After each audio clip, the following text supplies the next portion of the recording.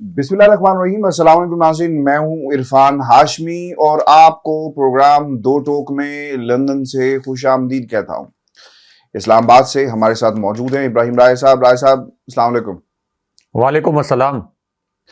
राय साहब, तीन खबरें हैं जिस पर तफसील से बात करेंगे आज के इस दो टोक में। पहली खबर, इमरान खान के 3 मुकदमात और प्रोसिक्यूशन भाग गई और मुद्दई फरार हो गया, और फिर इमरान खान ने नवाज शरीफ को डायरेक्ट मुखातिब करके क्या कहा, इसकी तफसील शामिल करेंगे आज की इस नशिस्त के अंदर। और फिर एक बम की इतला अडयाला जेल जहां पर इमरान खान मौजूद है, इस इतला के बाद इस वक्त क्या खबरें आ रही हैं अडयाला जेल से, इसका भी अहाता करेंगे आज की इस नशिस्त में। और फिर इस बम का क्या कोई सियासी पहलू भी है? मेरा ख्याल है कि राय साहब इसको भी देखना बड़ा ज़रूरी होगा, और इस पर भी कुछ सवालात हैं मेरे पास आपके लिए, वो भी मैं जानूंगा। और हमारे सुनने वाले भी आपसे कुछ कमेंट्स आए हुए हैं इस बम के हवाले से, वो भी आपके सामने रखेंगे। और फिर एक सर्वे, जिसके बाद मरीम नवाज के लिए ये सर्वे जो है एक सानहे में बदल गया है। हाउस ऑफ शरीफ में कोहराम है और बत्तियां बुझा दी गई हैं और वहाँ पर एक सो की कैफियत है। और सुनने में ये भी आ रहा है कि जहाँ पर ये जिस मशीन पर ये सर्वे आया था उस मशीन को तोड़ दिया गया है। जो कंप्यूटर स्क्रीन्स हैं उन्हें भी तोड़ दिया गया है। और ये सर्वे क्या है ये भी हम बताएंगे। राज साहब, खान साहब के ऊपर 3 मुकदमात, इंतहाई अहम दिन था, और इन 3 मुकदमात के अंदर पहला जो केस है वो साइफर का अडयाला जेल में इसकी समाअत होती है। और आमतौर पे होता ही है राज साहब कि छोटी समातें और ज़्यादा जल्दी से मुकदमात की स्पीड जो है ना वो हमें नज़र नहीं आती। अगर आपने नोट किया हो ना राय साहब, इस्लामाबाद में आप बैठे हुए हैं और आप अदालतों की कार्रवाई को बहुत अच्छी तरह जानते हैं।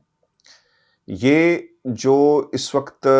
रावलपिंडी एक्सप्रेस पर जो इंसाफ मिल रहा है ना, जिस स्पीड के साथ मिल रहा है, आम आदमी को ये इंसाफ नहीं मिलता। सुबह 9 बजे समाअत शुरू हुई है और 4:30 बजे तक ये समाअत जारी रही। 3 लोगों ने अपने बयानात रिकॉर्ड करवाए हैं और तीनों का ताल्लुक जो है वो वजारत खारजात से था। जुमे तक ये समाअत मुलतवी कर दी गई है और जो एडिशन किया गया था, सीनियर वकील सिकंदर जुल्कुरनैन सलीम साहब को जो हायर किया गया था, उन्होंने जरा की है। अदालत में जाने की किसी को इजाज़त नहीं थी, लेकिन बताया ही जाता है कि वकील सिकंदर जुल्कुरनैन जो हैं उन्होंने काफ़ी टफ टाइम दिया है, क्योंकि जो बयानात रिकॉर्ड किए गए उसके ऊपर जराब के मामले के अंदर। अच्छा, मुद्दई जो है ना इसमें वजारत दाखिला राय साहब, लेकिन वजारत दाखिला में से किसी को नहीं देखा गया। अभी तक सबसे ज़्यादा एक्टिव जो है हमें वजारत खारजा नज़र आ रही है।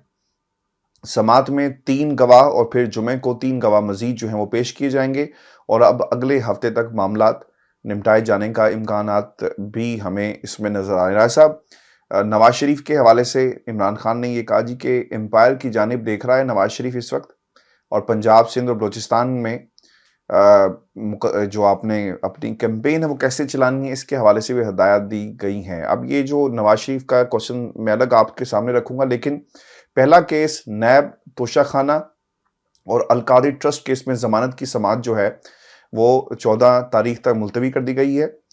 और दूसरी तरफ जो जज की तैनाती और जेल ट्रायल के खिलाफ दरख्वास्त थी, इसे भी 14 नवंबर तक मुलतवी कर दिया गया है। और फिर तीसरा केस जो है, जो मरकजी अपील फिक्स की गई थी, इसकी समाअत 20 तारीख तक मुलतवी कर दी गई, और वजह यह है कि जी प्रोसिक्यूटर साहब मौजूद नहीं हैं। राय साहब, एक खबर चली पाकिस्तान के टेलीविजन चैनल्स के ऊपर, और ये हमारे सुनने वालों के लिए एक नई सोच ज़रूर उसकी एक जहद पैदा करेगी। और लड़के की उम्र थी 15 साल, और सुप्रीम कोर्ट ने 15 साल बाद उसको बरी किया जो उसके ऊपर इल्ज़ाम था। राज साहब, लेकिन इमरान खान के मामले में तो केस बहुत तेज़ी से चल रहा है। काश ये इंसाफ इसी तरह का उस बच्चे को भी मिल जाता जिसकी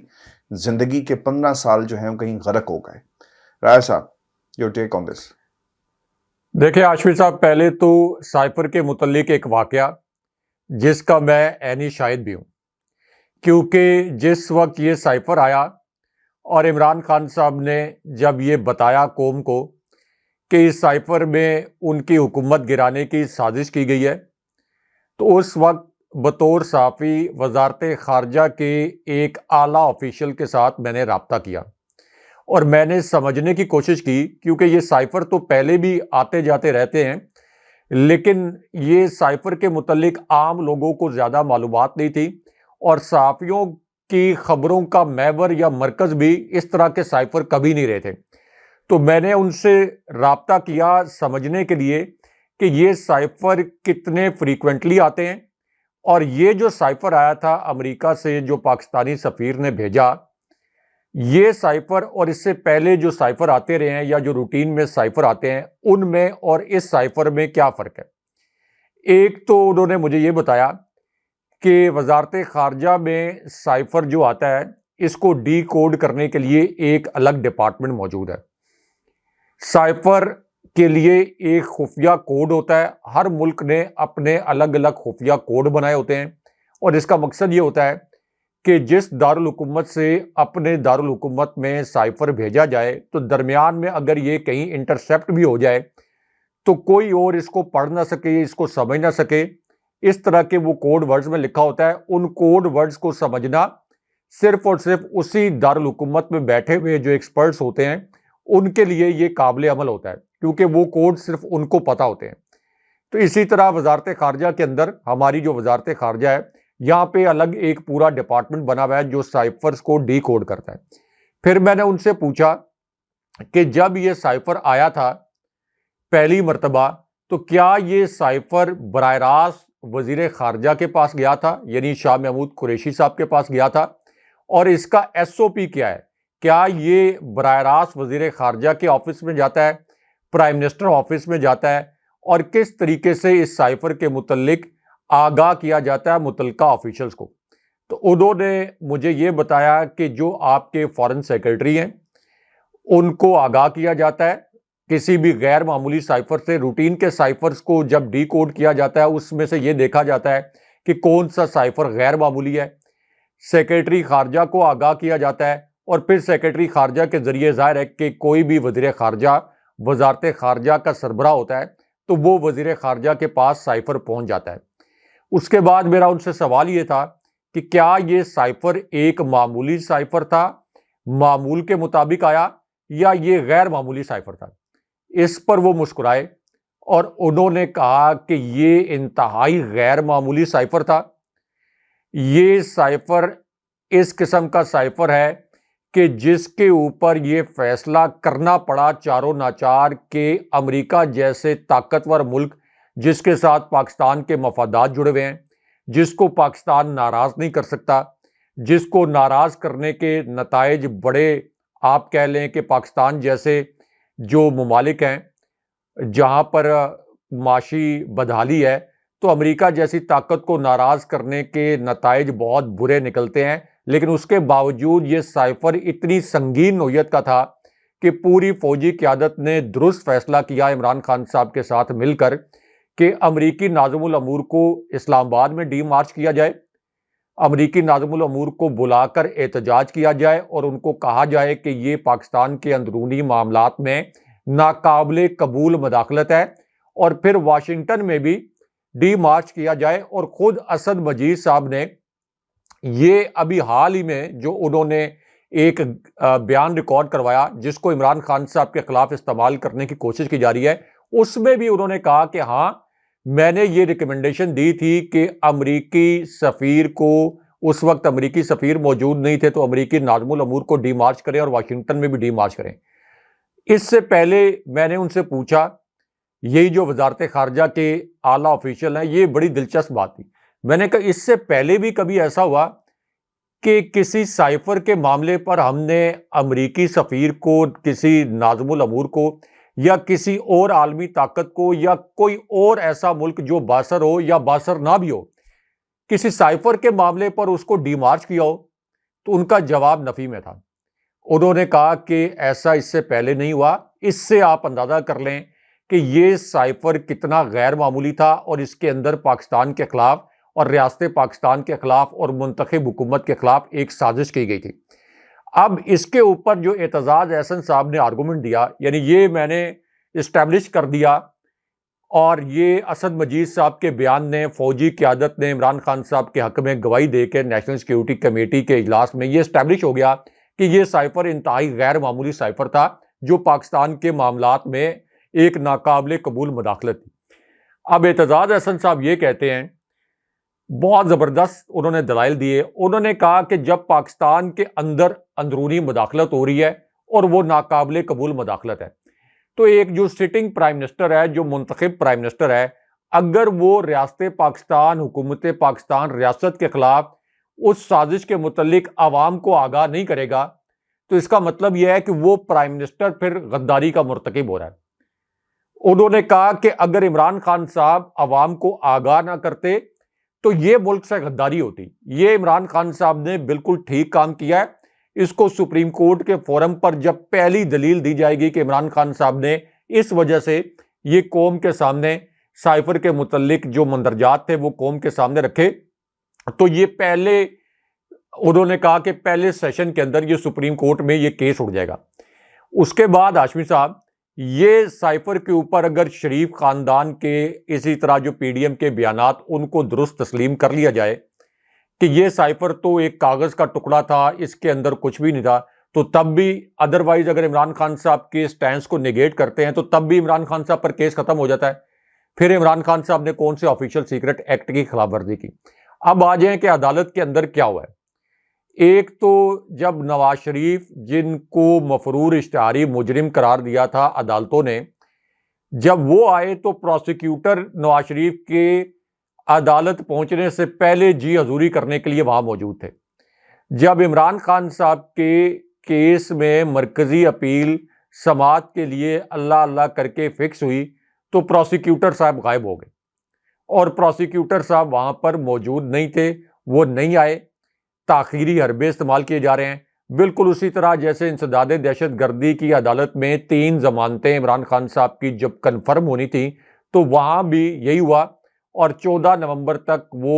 سماعت ملتوی ہو گئی، اور اب یہ جو مرکزی اپیل تھی یہ سماعت جو ہے وہ 20 نومبر تک چلی گئی۔ دوسری جانب جو سائفر کے کیس کے اندر ٹرائل ہے، یعنی جس طریقے سے فرد جرم عائد کی گئی جلدی، وہاں پر تو بڑی تیزی کے ساتھ ٹرائل چلایا جا رہا ہے، لیکن اس ٹرائل کے خلاف عمران خان صاحب کو جعلی مقدمات میں سزائیں سنانے کے خلاف جو اپیلیں کی جا رہی ہیں، جو درخواستیں دی جا رہی ہیں، ان کے اوپر فیصلہ نہیں کیا جا رہا، اور ان کے اوپر فیصلہ اس لیے نہیں کیا جا رہا یا ان کے اوپر سماعت کو اس لیے ڈیلے کیا جا رہا ہے کہ اب جج صاحبان کے پاس کوئی اور آپشن نہیں رہ گیا کہ ان سماعتوں کے بعد وہ اس کے سوا کوئی اور فیصلہ دے ہی نہیں سکتے کہ اب عمران خان صاحب کو ضمانت ملنی چاہیے، کیونکہ اگر اب بھی وہ عمران خان صاحب کو، جو کہ پہلی ان کی ضمانت تاخیر کا شکار ہو گئی ہے، اب بھی ان کو ضمانت نہیں دیں گے تو اس کا مطلب یہ ہوگا کہ ان کی جو رہی صحیح ساکھ ہے وہ بھی مکمل طور پر تباہ ہو جائے گی۔ تو اس وجہ سے عمران خان صاحب کے کیسز میں یہ حیلہ بہانوں سے تاخیر کی جا رہی ہے، اور جسٹس فائز عیسیٰ صاحب بالکل چادر اوڑھ کر، آنکھیں بند کر کے، پردہ کیے ہوئے ہیں، مکمل طور پر انہوں نے سپریم کورٹ کے دروازے، اپنے کان، اپنی آنکھیں مکمل طور پر بند کیے ہوئے ہیں، اور شاید وہ اخبارات بھی نہیں پڑھتے، ٹی وی بھی نہیں دیکھتے، اور سوشل میڈیا کو بھی نہیں دیکھتے۔ اچھا راج صاحب، یہ اڈیالہ جیل ہے جہاں پر ایک بم ملا اور ملنے کے بعد اسے نکارہ بنا دیا گیا۔ اب مسئلہ راج صاحب یہ ہے کہ یہ ایک انتہائی حساس علاقہ ہے جہاں پر بم کا ملنا اور پھر اسے نکارہ بنانا، جو خبر اس وقت شیئر ہوئی ہے میڈیا پر اور جو ہمارے ذرائع بتا رہے ہیں ان کے مطابق پولیس نے مشکوک ڈیوائس میں بارودی مواد کی موجودگی کی تصدیق کی اور ڈیوائس کو کھیت میں لے جا کر رکھ دیا۔ بم ڈسپوزل اسکواڈ کا فوری طلب کیا گیا۔ بارود بچاؤ حفاظتی کٹ میں ملبوس سول ڈیفنس اور وغیرہ آئے، نکارہ بنا کے چلے جاتے ہیں۔ کمانڈر بم ڈسپوزل اسکواڈ کے مطابق ڈیوائس میں 1200 گرام بارود تھا جسے نکارہ بنایا گیا۔ بم اڈیالہ جیل کے گیٹ نمبر 5 سے 100 میٹر دور فاصلے پر رکھا گیا تھا، اور پھر یہ بھی بتایا گیا کہ اس کی حساسیت کیا ہے۔ اچھا، اب اس میں نا امپورٹنٹ چیز یہ ہے کہ جب یہ بم ملا نا، اس وقت یہ سماعت جاری تھی، اور جج ابوالحسن ذوالقرنین جو ہیں 1 گھنٹہ 40 منٹ تاخیر سے اڈیالہ جیل پہنچے تھے جب یہ بم جو ہے ملا ہے۔ راج صاحب، سیاسی بم تھا، بارودی بم تھا، چونکہ عمران خان نے کہہ دیا کہ میں قاضی صاحب کی عدالت میں جاؤں گا، اور جب خان صاحب جائیں گے تو آپ کا ایک ایک جملہ نیوز میکر ہوگا، کسی جلسے سے کم نہیں ہوگا، عدالت میں جلسہ ہو جائے گا۔ خطرہ تو لوگوں کو ہے نا کہ خان اگر آ گیا عدالت کے اندر تو پھر اس کی بات کو باقاعدہ پاکستان میں ملٹی پلائی کیا جائے گا۔ یہاں پر ایک تصویر نہیں رکتی رائے صاحب، تحریک بن جاتی ہے۔ جب خان صاحب قاضی صاحب کے سامنے کھڑے ہو کر گرجیں گے، برسیں گے تو کیا حالات ہوں گے اور کیا منظر ہوگا۔ مجھے تو یہ سیاسی بم، بارودی بم سے سیاسی بم زیادہ لگتا ہے۔ دیکھیں عاشق صاحب، ایک تو چونکہ میں اسلام آباد میں صحافت کرتا ہوں، ساری زندگی اسلام آباد میں گزری ہے، تو اس لیے اڈیالہ جیل کے مقام کے متعلق بطور صحافی میں بہت کچھ جانتا ہوں۔ یہ بہت حساس علاقہ ہے، یہاں پر بڑی کڑی نگرانی ہوتی ہے، یہاں پر سیاسی قیدی بھی ہوتے ہیں، اور اس کے علاوہ اڈیالہ جیل کے اطراف کئی علاقے ایسے ہیں جہاں پر ہماری حساس عمارتیں بھی موجود ہیں، حساس اداروں کے دفاتر بھی موجود ہیں۔ تو اس وجہ سے اس علاقے کو آپ یہ کہہ لیں کہ ایک طرح سے یہ بھی منی ریڈ زون ہے، اور یہاں پر چونکہ پولیس کی وینز آتی جاتی رہتی ہیں، اسی طرح حساس اداروں کے آفیسرز بھی آتے جاتے رہتے ہیں، تو اس پوری صورتحال میں یہاں بڑی سخت سیکیورٹی ہوتی ہے اور بڑی کڑی نگرانی کی جاتی ہے یہاں پر جو بھی ایکٹیویٹی ہو رہی ہو۔ اب یہ جو تقریباً 1.25 کلو بارودی مواد تھا، اس مواد کے متعلق یہ تو نہیں بتایا گیا کہ اس کی نوعیت کیسی تھی، لیکن عام طور پر یہ سمجھا جاتا ہے کہ 1.25 کلو بارودی مواد سے بیک وقت کئی گاڑیاں تباہ ہو سکتی ہیں۔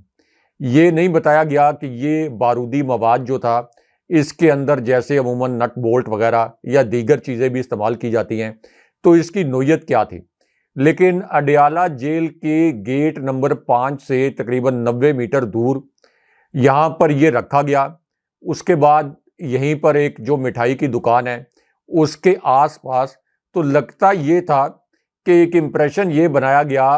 اس کے اندر ایک الیکٹرانک ڈیوائس کے متعلق بھی بتایا گیا، یعنی پروبیبلی اس کو ریموٹ کنٹرول سے بھی شاید یہ جو ڈیوائس ہے یہ آپریٹ ہو سکتی تھی۔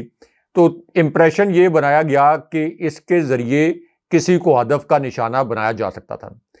اب ہاشمی صاحب، اس کے اندر دو چیزیں بڑی اہم ہیں۔ ایک تو یہ ظاہر ہے کہ عمران خان صاحب کی زندگی کو جیل کے اندر بھی خطرات لاحق ہیں اور ان کو زہر دینے کا خدشہ بھی ہے، لیکن دوسری جانب سپریم کورٹ کے چیف جسٹس فائز عیسیٰ صاحب نے یہ کہا کہ نیب ترامیم کیس جس میں عمران خان صاحب مدعی تھے، اگر وہ خود کی نمائندگی کرنا چاہتے ہیں تو وہ خود سپریم کورٹ آئیں اور ان کو آنے کی اجازت ہو، یعنی اب کسی کے پاس کوئی آپشن نہیں ہے کہ عمران خان صاحب یہ فیصلہ کریں کہ انہوں نے سپریم کورٹ جانا ہے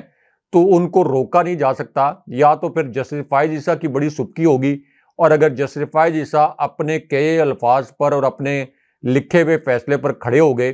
تو پھر ظاہر ہے کہ جو عمران خان صاحب کو نہیں لائے گا اس پر توہین عدالت لگے گی۔ اب چونکہ عمران خان صاحب نے یہ کہہ دیا ہے، ان کے جو وکیل ہیں بیرسٹر گوہر صاحب، انہوں نے کہا کہ عمران خان صاحب نے کہا ہے کہ میں پیش ہونا چاہتا ہوں سپریم کورٹ میں، اور جو آپ کے جیل سپرنٹینڈنٹ ہیں ان کو بھی بتا دیا گیا ہے کہ عمران خان صاحب سپریم کورٹ میں پیش ہونا چاہتے ہیں۔ تو اس کا مطلب یہ بھی ہو سکتا ہے کہ یہ بم ایلیجڈلی مبینہ طور پر یہاں پر اس کی جو خبر لانچ کی گئی، یا ابھی میں اگین کہہ رہا ہوں ایلیجڈلی، یہ ممکنہ طور پر اس کا مقصد یہ بھی ہو سکتا ہے کہ یہ بتایا جائے کہ عمران خان صاحب کو جیل سے اگر نکال کر کہیں لے جایا گیا تو ان کی جان کو خطرہ ہو سکتا ہے۔ آپ دیکھیں کہ اڈیالہ جیل کے گیٹ نمبر 5 پر یہ بم مل گیا۔ ایلیجڈلی اس کا ایک مقصد یہ بھی ہو سکتا ہے کہ عمران خان صاحب چونکہ یہ کہہ رہے ہیں اسلام آباد ہائی کورٹ کے اندر بھی اور سپریم کورٹ کے اندر بھی کہ ان کا خفیہ ٹرائل جیل میں نہیں ہونا چاہیے، ان کو اوپن ٹرائل کا حق ملنا چاہیے۔ اسلام آباد ہائی کورٹ کے جج یہ کہہ چکے ہیں کہ یہ 21ویں صدی ہے اور خفیہ ٹرائل خلاف قانون اور خلاف آئین ہے۔ تو اس کو جسٹیفائی کرنے کے لیے کہ عمران خان صاحب یا جج صاحب کی جان کو خطرہ ہو سکتا ہے اگر عمران خان صاحب کو کھلی عدالت میں ان کا ٹرائل کیا گیا۔ کھلی عدالت سے یہ مراد نہیں ہے کہ جہاں سیکیورٹی نہ ہو، اسلام آباد کا جو جوڈیشل کمپلیکس ہے وہاں پر عدالت لگ سکتی ہے۔ تو یہ تاثر دینے کے لیے کہ اگر عمران خان صاحب کو اگر ہم نے اسلام آباد کے جوڈیشل کمپلیکس میں لایا تو دیکھیں انہی کی جان کو خطرہ ہے یا جج صاحب کی جان کو خطرہ ہو جائے گا. تو اس کا ایک پہلو یہ بھی ہے, اس کو نظر انداز نہیں کیا جا سکتا, کیونکہ عمران خان صاحب کو اگر یہ باہر لائیں گے, ایک تو عمران خان صاحب کی صحت کے متعلق لوگوں کو پتہ چل جائے گا, دوسرا عمران خان صاحب کی ایک جھلک وہ آپ کے تمام ٹی وی چینلز کی ہیڈ لائن بھی بنے گی. اگر ٹی وی چینلز کی ہیڈ لائنز کے اندر عمران خان صاحب کے متعلق خبر یا ان کی ویڈیو کو رکوایا جاتا ہے تو ظاہر ہے کہ پروگرام میں تو نہیں رکوایا جا سکتا, جو ٹی وی پروگرامز ہیں وہاں پر عمران خان صاحب کا معاملہ ڈسکس ہوگا, ہزاروں لاکھوں لوگ عدالتوں کے باہر اور اندر جمع ہو جائیں گے عمران خان صاحب سے اظہار محبت کے لیے, اور پھر جو 7 8 10 دن تک عمران خان صاحب کی تصویروں اور ویڈیوز کے اوپر یہ جو 1200-1400 وی لاگ ہوتے ہیں نیوز کے, جن کی کروڑوں میں ویورشپ ہے ملا کر, تو یہ بھی ظاہر ہے کہ عمران خان صاحب کے متعلق ٹویٹر پر ٹرینڈ بھی چلنے شروع ہو جائیں گے. تو عمران خان صاحب کا جو بیانیہ پہلی کنٹرول نہیں ہو رہا, یہ مضبوط تر ہو جائے گا. تو اس لیے یہ جو بم برآمد ہوا ہے اس کا ایلیجڈلی ایک پہلو یہ بھی ہو سکتا ہے کہ عمران خان صاحب کو سپریم کورٹ یا کھلی عدالت میں جانے سے روکا جائے. اب اس کے اندر ایک اور تشویشناک بات یہ ہے کہ یہ بم برآمد ہوئے 16-18 گھنٹے سے زائد ہو گئے, لیکن ابھی تک اس کی تحقیقات کے متعلق نہیں بتایا گیا, کیونکہ پاکستان کے اندر دہشت گردی کی جس قسم کی ویو ہے اور جس طرح سے پاک فوج کے جوانوں کی شہادتیں ہوئی ہیں اور انہوں نے بڑی جواں مردی کے ساتھ اس دہشت گردی کا مقابلہ بھی کیا ہے, تو ابھی تک اس کی انویسٹیگیشن کے متعلق اس طرح کی کوئی اطلاعات نہیں آئی کہ مضافات میں کوئی سرچ آپریشن کیا گیا, کوئی چھاپے وغیرہ مارے گئے, یا ہو سکتا ہے کہ یہ کامبنگ آپریشن یا سرچ آپریشن ہو رہے ہوں لیکن اس کے متعلق ابھی آگاہ کرنا مناسب نہ سمجھا گیا ہو. لیکن عموماً اس طرح کے جب آپریشن ہوتے ہیں تو اس کے متعلق میڈیا کو خبر ہو جاتی ہے, تو اس لیے یہ بہت ضروری ہے کہ اس کو انٹیروگیٹ کیا جائے. اگر یہ بم ظاہر ہے کہ اڈیالہ جیل سے صرف 990 میٹر کے فاصلے پر یہ موجود تھا, تو یہ کسی کے لیے ضروری تو نہیں ہے کہ عمران خان صاحب یا جج صاحب یا کوئی اور ہدف ہو, یہ بھی ہو سکتا ہے کہ کوئی حساس ادارے کا آفیشل اس کا ہدف ہو, تو اس کی انٹیروگیشن ہونی چاہیے. اور اس حوالے سے جو آپ کی تفتیش کے بعد شواہد ہیں وہ سامنے لانے چاہیے قوم کے, تاکہ پتہ چلے کہ یہ پاکستان کے سب سے مقبول اور سب سے بڑے لیڈر کو جب سپریم کورٹ جانا تھا تو عین اس وقت یہ بم کی برآمدگی کے پیچھے اصل ماجرا کیا ہے. اچھا راجہ صاحب, الیکشن سے پہلے عمران خان کی فتح ہے, اور یہ جو ہم روزانہ کی بنیاد پر کہتے ہیں نا کہ نون لیگ کے اپنے گھر کے سرویز یہ بتا رہے ہیں کہ اگلی حکومت عمران خان کی ہوگی, صرف عمران خان کو انتخابات میں حصہ لینے کی اجازت دے دی جائے. رائے صاحب, بہت دکھ کا مقام ہوگا, بہت دکھی ہوگی اس وقت پاکستان مسلم لیگ نون, اور اگر میں یا آپ اپنے ٹویٹر کے اوپر یا کوئی اور اپنے ٹویٹر اکاؤنٹ کے اوپر یہ سب سرویز کروائے تو سمجھ میں آتی ہے کہ شاید یہ تھرڈ پارٹی یا اس میں کہیں نہ کوئی ایک ایسا ایلیمنٹ ہوگا جسے کوئی نہ کوئی چیلنج کر سکتا ہے. لیکن آپ ذرا غور کریں کہ پاکستان مسلم لیگ نون کا ڈیجیٹل ونگ جو ہے ایک سروے کرواتا ہے, اور اس میں جو آپشنز دیے گئے یہ ذرا غور سے سننے والے ہیں. اچھا, جس طرح ہی جو آپشنز دیے گئے سب سے ٹاپ پہ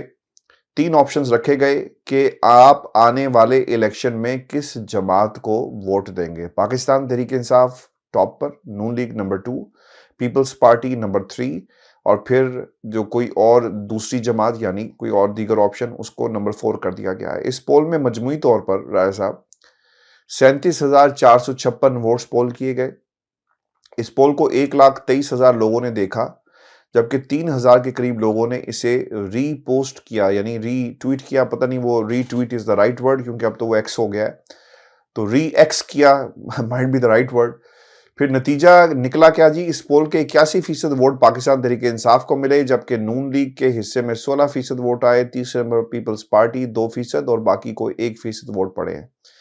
کس جماعت کو کتنے ووٹ ملے ہیں جی؟ پاکستان تحریک انصاف کو 37,456 میں سے 30,337 ووٹس ملے. پیپلز پارٹی کو 749 راجہ صاحب 749, اور جو یہ کہتے ہیں کہ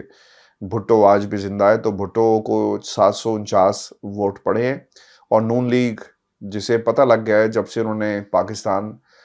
کی ایک ایسی سیاسی جماعت جو طاق میں رہتی ہے کہ انہوں نے انتخابات میں کس کے ساتھ الحاق کر کے اقتدار تک پہنچنا ہے، جن کے ساتھ الحاق کیا ان کو گراؤنڈ ریالٹی سمجھ میں آ گئی ہے کہ یہ الحاق کے بغیر الیکشن سے پہلے الحاق کرنا یہ ایک شکست تسلیم کرنا ہوتا ہے، کیونکہ سرویز کیا بتا رہے ہیں، اسے 5,993 ووٹس جو ہیں رائے صاحب وہ ملے ہیں۔ ایک پول کسی اور نے بھی کروایا اور وہاں پر بھی یہی نتائج دیکھنے کو ہے۔ رائے صاحب what you make out of this? دیر ہو گئی ہے اور یہ جو سٹیٹمنٹس کا کنسپٹ نواز شریف کے حوالے سے استعمال کیا جا رہا ہے کہ آئیں سب مل کر ملک کو بچائیں، ان کو شاید پتہ لگ گیا ہے کہ ان سے یہ نہیں ہوگا، اور سب کو ملا کر بھی ان سے نہیں ہوگا جب تک عمران خان کو اس الیکشن میں یہ شامل نہیں کرتے، یہ کسی سے بھی نہیں ہوگا۔ رائے صاحب دیکھیں ہاشمی صاحب، اس کے اندر دو بڑی مزے کی اور دلچسپ خبریں۔ ایک تو یہ جو پول کروایا گیا نون لیگ کے ڈیجیٹل اکاؤنٹ سے، تو نون لیگ کے ڈیجیٹل اکاؤنٹ سے پول کرانے کا مطلب یہ تھا کہ اس ڈیجیٹل اکاؤنٹ کے نیچے جتنے فالورز تھے، فالورز کی میں پہلے بات کر رہا ہوں، کیونکہ سب سے پہلے آپ کے فالور جو ہیں عموماً وہ ووٹ کرتے ہیں، یہ سارے تقریباً نون لیگ کے تھے، کیونکہ نون لیگ کا ڈیجیٹل اکاؤنٹ جو لوگ فالو کریں گے ان میں سے شاید کچھ صحافی ہوں گے کہ چلیں کوئی خبر ہوگی تو یہاں سے پوسٹ ہوگی، لیکن زیادہ تر نون لیگ کے کارکن نون لیگ کے اپنے رہنما اور ان کے رشتہ دار عزیز ہی ہوں گے۔ تو اس کا مطلب یہ ہے کہ اس کانفیڈنس کے ساتھ یہ پول کروایا گیا تھا کہ یہاں تو ہمارے سارے اپنے فالورز ہوں گے، سارے اپنے کارکن ہوں گے، اور یہاں پر ہم ہر صورت میں یہ پول جیت جائیں گے۔ اور مریم نواز چونکہ خود نون لیگ کے سوشل میڈیا کو ہیڈ کرتی ہیں، انہوں نے پہلے جب نواز شریف پرائم منسٹر تھے تو خلاف ضابطہ سوشل میڈیا کا ایک بہت بڑا آفس پرائم منسٹر ہاؤس میں بنا رکھا تھا، اور اسی طرح مرکزی میڈیا کو بھی وہ طلال چودھری، اسی طرح طارق فضل چودھری، دانیال عزیز وغیرہ ان کے ذریعے یہ کنٹرول کرتی تھی، اور اینکرز کو یہ بھی بتایا جاتا تھا کہ ہماری طرف سے تو یہ جو نون لیگ کے رہنما ہیں یہ شرکت کریں گے، اور پی ٹی آئی کی جانب سے کس کو لانا ہے، یعنی پی ٹی آئی کی جانب سے کوئی ووکل اگر شخصیت آ رہی ہو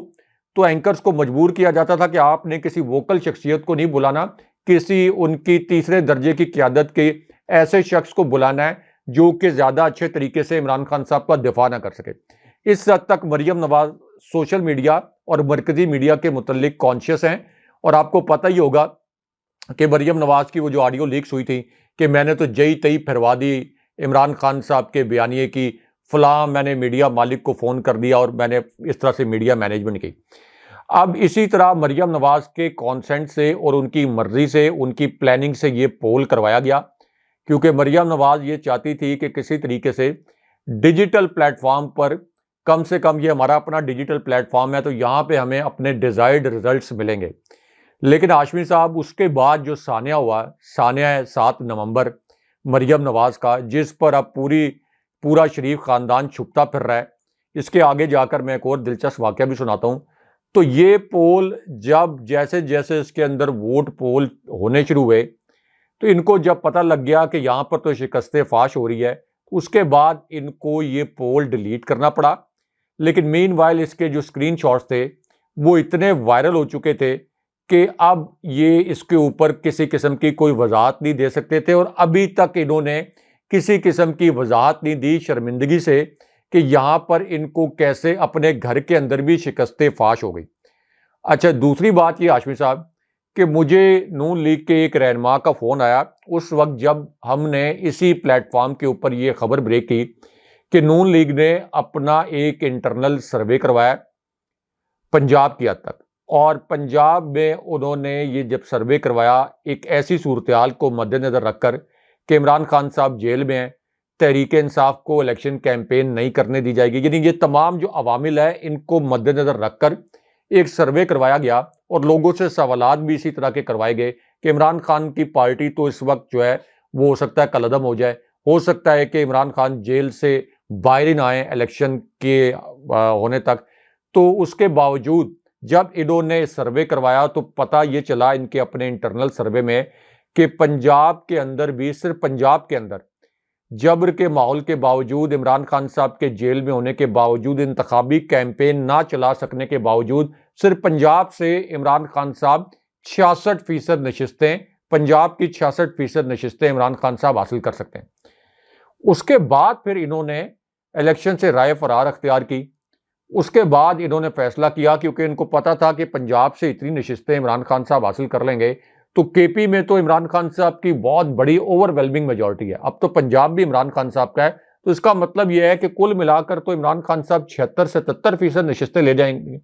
اس وجہ سے اس کے بعد انہوں نے فیصلہ کیا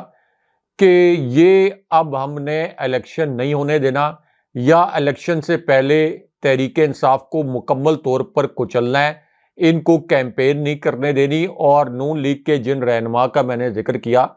وہ بڑے تھوڑے سے ناراض بھی ہوئے، تو میں نے ان سے کہا کہ کیا یہ خبر غلط ہے؟ میں نے کہا آپ ہی کے پارٹی کے 2 ذرائع نے یہ خبر بتائی ہے۔ انہوں نے کہا میں یہ تو نہیں کہہ رہا خبر غلط ہے، لیکن یہ جس طریقے سے ہم نے تو ظاہر ہے کہ صحافی کے طور پر حقائق لانا ہمارا کام ہے، تو آپ نے بیان کیا ہے، اس سے ہمارے بیانیے کو پنجاب کے اندر بڑا اس سے نقصان پہنچتا ہے۔ تو اس وقت ہاشمی صاحب جو نون لیگ کی حالت ہے، کامران خان صاحب نے، بہت سے اور صحافیوں نے بھی اس کے اوپر ٹویٹ کیے کہ اس حالت میں یہ سارا بوجھ اسٹیبلشمنٹ پر ڈال رہے ہیں، اسٹیبلشمنٹ کی جانب دیکھ رہے ہیں کہ اسٹیبلشمنٹ ایک مفرور اشتہاری مجرم کو دوبارہ سے، جس کی پاپولیرٹی اس وقت پستیوں میں ہے، اس کو عوام کی خواہشات کو نظر انداز کر کے دوبارہ سے اسٹیبلشمنٹ اس کو وزیر اعظم بنا دے، تو یہ ایک بڑا مشکل کام ہوگا۔ آپ جس طرح سے یہ ڈیجیٹل پول کو نہیں روک سکے، پوری کوشش کے باوجود نون لیگ کے اپنے ڈیجیٹل ہینڈل پہ ہوا یہ پول، تو آپ الیکشن ڈے کے اوپر کتنی بڑی ریگنگ کر سکتے ہیں، کتنی بڑی ریگنگ کروائیں گے؟ ظاہر ہے کہ ہر کسی کے پاس موبائل ہیں۔ آپ نے جو مانسیرا کا پی ٹی آئی کا ورکرز کنونشن دیکھا، اس کے اوپر جو کریک ڈاؤن ہوا اس کی ساری ویڈیوز آ گئیں۔ اسی طرح جب کوئی دھرنا ہوتا ہے، وہاں پر جس قسم کی صورتحال ہوتی ہے، میڈیا اس کا بائیک آؤٹ بھی کرے تو ویڈیوز آ جاتی ہیں۔ خدا نہ خواستہ یہاں تک ہاشمی صاحب کہ یہ جو بڑے ایسے واقعات ہو جاتے ہیں جن میں کوئی تشدد ہو جائے، یا کسی کی کئی مرتبہ ہم نے دیکھا کہ ہجوم نے کسی کو گھسیٹ دیا، میڈیا ذمہ داری کا مظاہرہ کرتے ہوئے اگر وہ مناظر نہیں بھی دکھاتا تو تب بھی وہ سوشل میڈیا پر آ جاتے ہیں، سوشل میڈیا پر وائرل ہو جاتے ہیں، بہت پرتشدد واقعات کے بھی۔ تو اس کا مطلب یہ ہے کہ جو بھی ہیپننگ ہو رہی ہو اس کو عوام تک پہنچنے سے نہیں روکا جا سکتا۔ تو الیکشن ڈے پر جو ریگنگ ہوگی، جس کے اوپر عمران خان صاحب کا پیغام بھی آیا ہے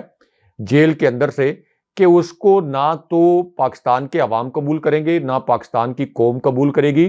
اور اسی طرح جو انٹرنیشنل لیول پر اس کی زیرو ایکسیپٹنس ہوگی، اور ظاہر ہے کہ اس کے نتیجے میں کوئی سیاسی اور معاشی استحکام نہیں آئے گا، الٹا تفریق، انتشار ہوگا اور ملک میں انارکی پھیلے گی۔